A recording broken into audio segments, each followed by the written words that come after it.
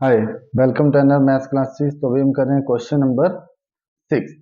Question number 6 जो है हमारे पास वो क्या है, उसमें बोल रहा है if 1, 2, 4, these are the x, 6 and 3, 5 are vertices of a parallelogram taken in order. एक ऑर्डर में इनको लिया जाए, फाइंड x एंड y। तो इसके लिए हम पहले एक पैरेललोग्राम हम ड्रॉ कर लेते हैं।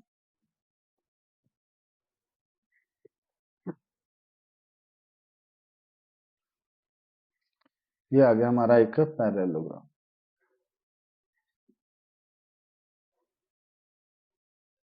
ठीक है जी। अब इस पैरेललोग्राम को हम नाम दे देते हैं A B C D. Parallelogram है तो उसके डायगोनल भी होंगे, डायगोनल भी ड्रॉ कर लो। ये आगे बेटा इसके डायगोनल्स। तो अभी क्या है हमारे पास, पैरेललोग्राम के कॉर्नर है A B C and D point हमारे पास। तो ए पॉइंट जो हमारे पास वो कितना है 1, 2 लिख लो। बी पॉइंट 4, मान लेते हैं। सी पॉइंट हमारे पास x, 6। ठीक है, सी पॉइंट जो हमारे पास वो कितना है x, 6 एंड डी पॉइंट 3, 5। सबसे पहले जो भी हमने लिखा है यहाँ पे उसको हम मान लेते हैं लेट। लेट कर लो। ए पॉइंट सोल्यूशन हमारा आ गया लेट। ए पॉइंट हमारे पास कितना है, देखो, let A 1, 2 B 4, C x, 6 and D 3, 5 are the vertices of parallelogram, are the vertices of parallelogram A B C D. एक हमारे पास पैरेललोग्राम है, उसके वर्टिसेस हैं ये, इनको हमने एक ऑर्डर में ले लिया। ठीक है, टेकन इन ऑर्डर, इनको एक ऑर्डर में हमने ले लिया। तो देयरफॉर, बिकॉज हमें पता है कि जो डायगोनल होते हैं ना पैरेललोग्राम के, वो बाइसेक्ट करते हैं ईच अदर। तो हम यहाँ पे लिख लेते हैं diagonal of, because diagonal of parallelogram bisect each other.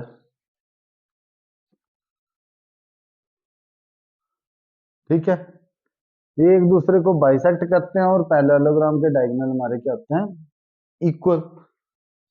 इनका जो पॉइंट है ना एक दूसरे को बिल्कुल मतलब कि सेंटर में काटते हैं, तो दोनों का जो मिड पॉइंट होगा वो सेम ही होगा। Bisect each other in equal part, आप लिख सकते हो इसको equal parts.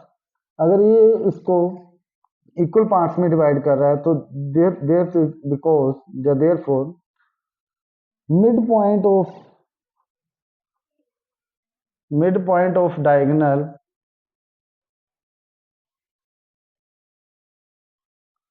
AC is equal to midpoint of diagonal BD।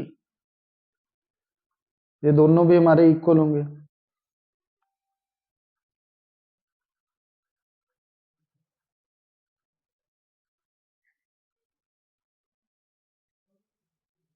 ये इक्वल है हमारे। ठीक है, अब यहाँ पे हमने कुछ नहीं करना, हमें पता है कि इसके मिड पॉइंट जो है वो इक्वल होते हैं, तो मिड पॉइंट फॉर्मूला हम लगा देते हैं। ए सी के ऊपर मिड पॉइंट फॉर्मूला लगाओ। देखो बेटा, मैंने बोला है मिड पॉइंट फॉर्मूला क्या आता है, दोनों को प्लस करो और 2 से डिवाइड कर दो। तो x1 प्लस x2 अपॉन में 2, कोमा y1 हमारे पास है 2, 2 प्लस 6 अपॉन में 2, 2 प्लस 6 अपॉन में 2। ये किसके इक्वल होगा, mid point of B D, B D 4 + 3 upon में 2, कोमा y + 5 अपॉन में 2। ये इक्वल हो गए बस।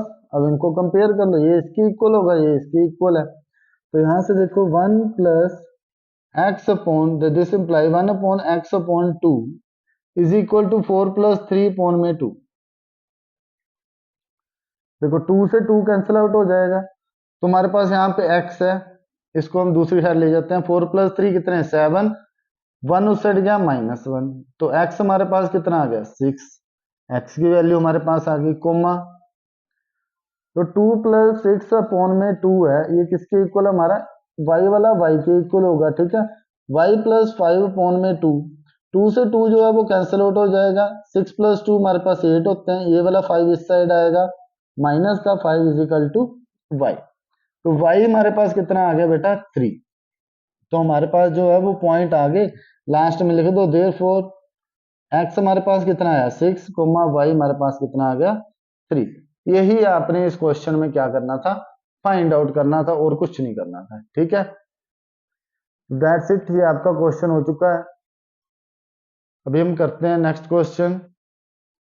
अगर किसी को इस क्वेश्चन में कोई भी परेशानी आ रही हो, कुछ भी आया, तो आप कमेंट बॉक्स में कमेंट करके मेरे से पूछ सकते हैं, ठीक है। Thank you.